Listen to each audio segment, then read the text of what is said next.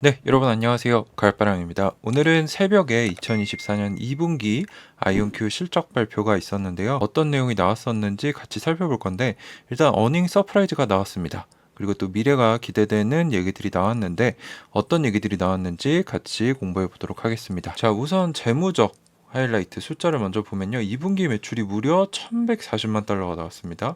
이 정도면 2022년 연매출이 11.13밀리언이었단 말이에요. 그러니까 2022년 연매출 이상을 2분기 한 분기 안에 낸 겁니다. 그래서 월가 예상치도 한 866만 달러였는데 훨씬 상회했고요. 자사가 예상했던 7.6에서 9.2도 모두 초과 달성함으로써 작년 동기 5.5밀리언 대비 106% 상승, 꽤 좋은 매출을 냈습니다. 그 원인에 대해서 CFO는 기존 고객들과의 계약에서 이제 그 계약을 몇 프로 이행했느냐에 따라 매출이 인식이 되는데, 그 계약들을 빠르게 달성함으로써 매출을 빠르게 크게 인식할 수 있었다. 그러니까 잘했다는 얘기죠. 그래서 이 얘기가 나왔고, 2분기 EPS는 아직 적자긴 하지만 마이너스 0.18로 월가가 예상했던 마이너스 0.22보다 높은 수치가 나옴으로써 매출과 EPS가 모두 예상치를 상회하며 어닝 서프라이즈가 나왔습니다. 그리고 2분기 신규 수주 부킹스는 900만 달러로 지난 분기가 굉장히 부진했죠. 0.3밀리언으로 거의 없었다라는 비판을 받았는데, 그거를 잘 이겨냈습니다. 그래서 이 부분에 대해서는 언제 계약을 딸 수 있을지, 이 부분이 상당히 어렵기 때문에 뭐 클 때도 있고 적을 때도 있고 예상이 쉽지 않다라고 CFO가 지속적으로 얘기를 하고 있기 때문에 부킹스보다는 매출을 좀 봐야 될 것 같습니다. 그리고 2분기 기준 아이온큐가 가지고 있는 현금성 자산이 4억 200만 달러로 원화로 약 5,530억 정도가 됩니다. 그래서 이거를 지금 2분기 순적자가 한 3,760만 달러 정도 되는데, 두 개를 나누면 몇 분기를 버티는지 알 수 있겠죠. 그래서 나눠보면은 한 10분기 정도가 나옵니다. 그래서 한 2.5년, 2년에서 3년 정도로 지금 가진 현금으로 버틸 수 있다라고 생각을 할 수 있고, CFO도 현재 그 어떤 양자 경쟁사들보다 강력한 현금 수준이다. 그리고 가장 큰 투자 부분이었던 제조 쪽이 완료가 됐고, 공장 임대, 뭐 장비 들이고 인력 뽑고 이런 것들, 그리고 큰 매출을 내기 시작하면서 현금 소진 속도를 늦추고 있다라고 얘기를 했는데, 지금 가지고 있었던 현금을 2023년 1분기부터 보면요, 지금 현금을 소진하는 속도가 23년 2분기에 16밀리언, 23년 3분기에 24, 23년 4분기에 29, 그래서 빠르게 늘어났죠. 근데 24년 1분기에 좀 줄었어요. 21로. 근데 24년 2분기에는 다시 늘었습니다. 그래서 그 이유는 연구 개발에 큰 투자를 하고 있고 인력을 계속적으로 뽑고 있어서 인건비가 증가하고 있다라고 얘기를 하고 있습니다. 그래서 관건은 현금은 계속 더 쓰게 될 거고, 진짜 관건은 큰 매출을 언제 내느냐 인데, 그 얘기가 또 뒤에 나옵니다. 그래서 지금 순적자는 2분기에 마이너스 37.6, 그리고 에비타 기준으로는 마이너스 23.7. 그래서 적자도 조금씩 줄어들고 있어요. 23년 3분기부터 보면 44, 42, 39, 37. 에비타로도 22, 20, 좀 늘었다가 27, 다시 줄었습니다. 그래서 적자는 좁히고 있고 현금 소진 속도도 늦추려고 노력을 하고 있다. 근데 관건은 언제 큰 의미 있는 매출을 내느냐이죠. 자, 그래서 요거는 저희 일기방에 계시는 라이언님께서 정리해주신 자료인데, 이 숫자들을 좀 정확하게 볼 수 있게 잘 정리를 해주셨습니다. 그래서 매출은 11.4밀리언 달러 정도 나왔고, 안에 보면은 R&D, 연구개발 쪽 지금 투자가 지난 1분기, 2분기 모두 큰 비중으로 들어갔고요. 그리고 지금 일반 비용, 여기가 이제 인력비가 나가는 곳인데 14밀리언, 13밀리언으로 이 둘이 가장 큰 비중을 차지하고 있다.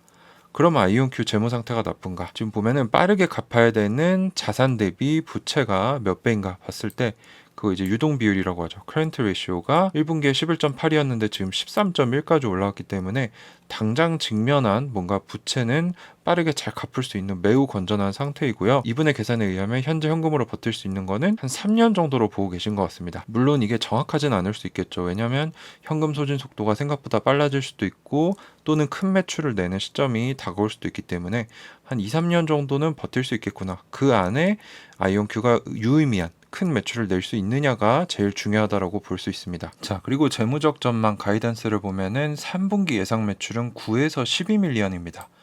2분기보다 좋을 것이라고 보고 있는 거죠. 그래서 월가는 한 중간 아랫값인 10.2 밀리언 정도로 보고 있는 것 같고, 올해 총 예상 매출은 38에서 42 밀리언 정도를 보고 있고, 월가는 한 39.5 정도를 보고 있어요. 그리고 1분기 예상치가 37에서 41이었는데 소폭 100만 달러 정도 상향을 했고, 24년 총 예상 부킹스 수주 금액은 7,500에서 9,500만 달러로 1분기 예상을 유지했습니다. 근데 이 수치는 이미 작년 4분기에 예상한 70에서 90 밀리언에서 500만 달러씩 상향을 한 거죠. 그래서 이렇게 지속적으로 상향을 한다는 거는 달성을 할 수 있을 것이라는 자신감을 보여줍니다. 그래서 아이온큐가 실적 발표를 시작한 이래에 지속적으로 매출을 초과 달성하고 있고요. 물론 아직 적자 기업이라 EPS는 미스가 날 때도 있는데 앞으로 흑자로 전환해 주기를 기다려보고 있습니다. 자, 그래서 기술적 하이라이트가 좀 많이 나왔는데 일단 기존의 이테리뷴이라는 원자를 사용을 했습니다. 근데 계속 바륨으로 바꾸겠다라고 했죠. 이게 더 다루기 쉽고 오류율도 더 낮기 때문에 바륨을 활용을 해서 지금 아이온큐 포르테가 99.6 정도의 두 개의 큐비트로 이루어진 게이트 정확도를 나타내는데 이거를 바륨으로 99.9까지 올렸다. 그래서 고객들을 위해 더 복잡한 문제를 풀 수 있는 길을 열었고 이게 지금 엔지니어링 개발 단계 시스템 이게 아마 64EQ의 템포일 겁니다. 여기에서 테스트를 했는데 이 정도까지 달성을 했다. 그래서 바륨을 기반으로 우리가 시스템을 만들면 더 우수한 정확도를 만들 수 있다. 라고 얘기를 했고요. 이제 컨티뉴엄이 한 요 정도 달성을 했죠. 그래서 아이온큐도 우리도 충분히 할 수 있다는 걸 보여줬고, 그리고 부분 오류 수정 기술을 발명했다라고 어제 얘기를 해줬는데, 이게 이제 제가 퀀텀 코리아에 가서 이제 양자 응용 팀장님인 마틴 리틀러 박사님을 인터뷰를 했었죠. 그때 템포에 이제 개선된 오류 완화 기술이 들어간다 그랬는데 그게 이거 같습니다. 또 회론에 클리포드라는 게이트 오류를 줄여주는데 이게 굉장히 많이 쓰인다고 해요.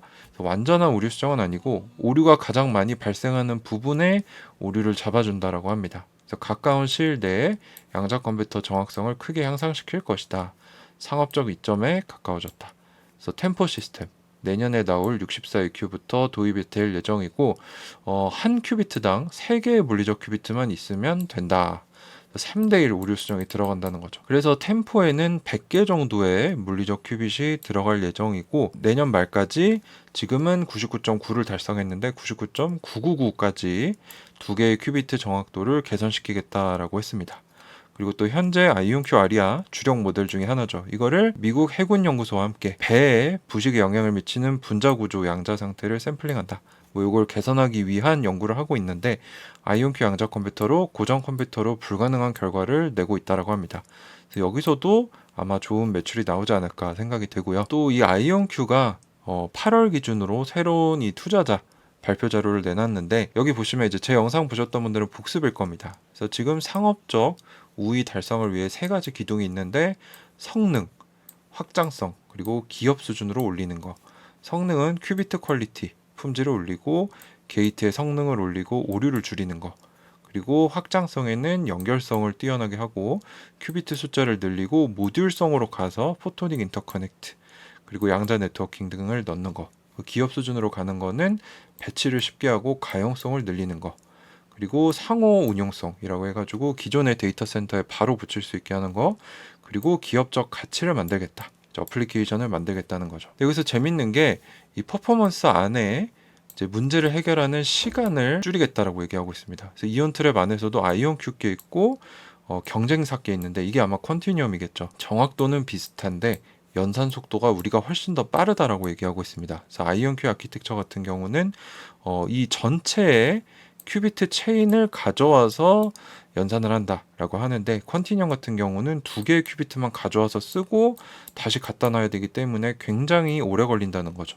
그래서 실제 이 컴퓨팅하는 시간의 1, 2%만 연산을 하고 있다. 그래서 아이온큐가 컨티뉴엄보다 우월하다라는 슬라이드를 새로 삽입을 했습니다. 그리고 이제 아이온큐의 오류 수정 비용 오버헤드가 매우 낮다. 그래서 이 초전도체 같은 경우는 1000대 1, 심각하면 100만 대 1까지 들어가게 되는데 아이온큐는 크리스 먼로 교수님의 이전 연구 결과에 의하면 16개의 큐비트로 하나의 오류율이 낮은 큐비트를 만들 수 있었고 최근 어제 나온 기술에 의하면 3대 1까지 부분 오류 수정이 들어갈 수도 있다. 그래서 아주 적은 큐비트로도 높은 품질을 가진 큐비트를 만들 수 있다는 장점을 또 가지게 된 거죠. 자, 그리고 상업적 하이라이트를 보면은 최근에 나온 ARLIS 지능 보안 응용 연구소와 경쟁 입찰 과정에서 최초의 네트워크 블라인드 양자 컴퓨팅 시스템을 설계하기 위해 아이온큐를 선정했다.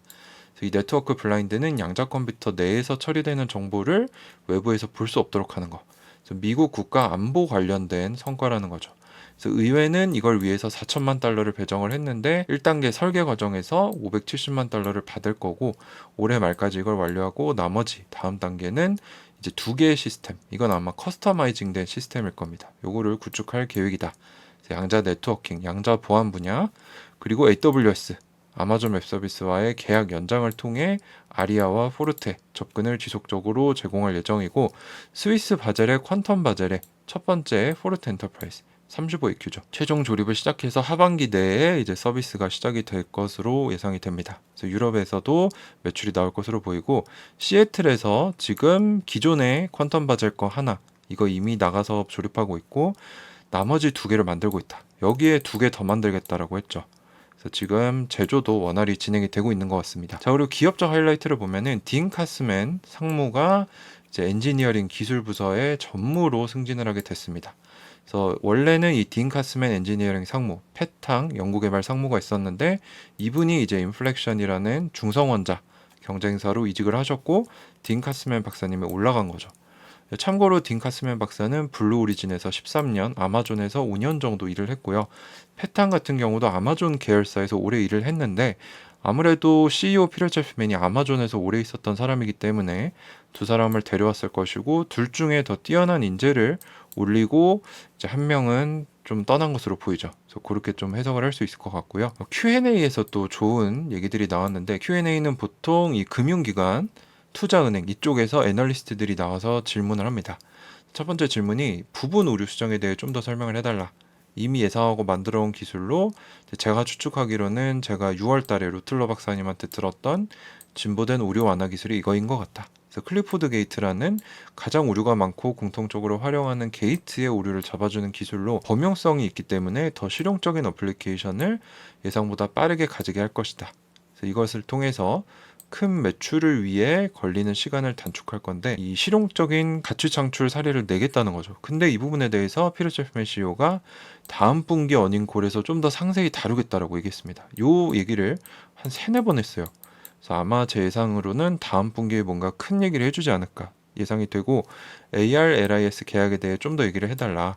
새로운 정보 고객을 가지게 된 것이 중요하고 의회가 배정한 4천만 달러 중에 1단계는 이미 아이온큐가 570만 달러를 취득을 했는데 나머지는 하드웨어를 실제적으로 구축하는 단계로 올해 말까지 2단계 1200만 달러를 이길 것으로 예상 중이다. 그래서 ARLIS 계약 중 17.5 밀리언 달러 정도가 올해 아이온큐 부킹스 수주로 잡히게 될 건데 이 이길 것이라는 거는 아직 100%는 아닌데 제가 해석하기로는 아이온큐가 아주 잘못만 안 하면 쭉 가져갈 거다라는 뜻으로 해석을 했습니다. 나머지 단계들에 대한 구체적인 거는 2025년에 알 수 있을 것이다. 자, 그리고 ARLIS 공개 입찰에 참여한 기업이 몇 개인가? 몇 개의 기업이 아이온큐한테 졌는가? 이걸 듣고 싶었던 거겠죠? 그래서 공식적인 정보는 없지만 여러 기업들이 참여했을 거다. 아마 이온트랩 외에 초전도체나 이런 데도. 근데 여기서 아이온큐가 승리했다는 게 중요한 거죠.